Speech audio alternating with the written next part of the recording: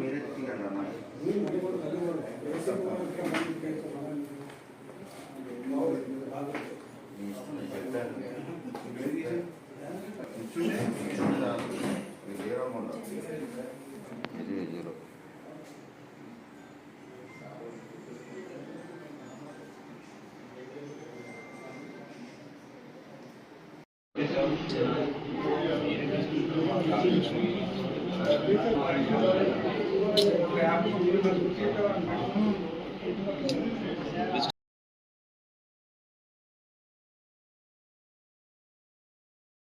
మాకు విజయవాడ నేను range house DSP పనిచేస్తున్నాం. విజయవాడ రేంజ్లో ఏసీబీ నందు మాకు రాబడిన ఫిర్యాదు మీద మేము ఒక వ్యక్తి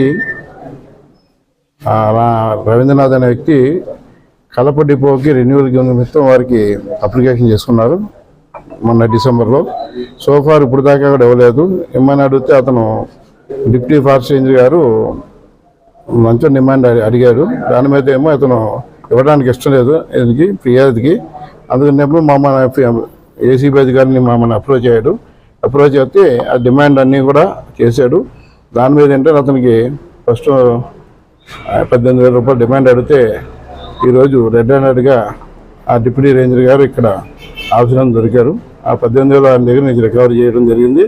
అతనికి తెలియజేస్తున్న ఫర్దర్ యాక్షన్ కూడా ఈ 18,000 ఏంటంటే ఈ యొక్క లంచం డిమాండ్ చేసి లంచం అడిగి ఈ రెన్యూవల్గా ఫేవర్ చేయడానికి అతను డిమాండ్ చేస్తారు. దాని మీద మేము యాక్షన్ తీసుకుంటాం. ఫర్దర్ ప్రీవియస్గా అతని మీద 2017లో వెరిఫై చేస్తే 2017లో రాజమండ్రి ఫైనాన్స్ కాలేజ్ చేసినప్పుడు ఏలూరులో ఇంకో ఏసీబీ కేసు నమోదైంది. ఆల్రెడీ ఏసీబీ కేసు అక్కడ దాని మీద కేసు నడుస్తుంది అక్కడ కోర్టులో, రాజమండ్రి కోర్టులో.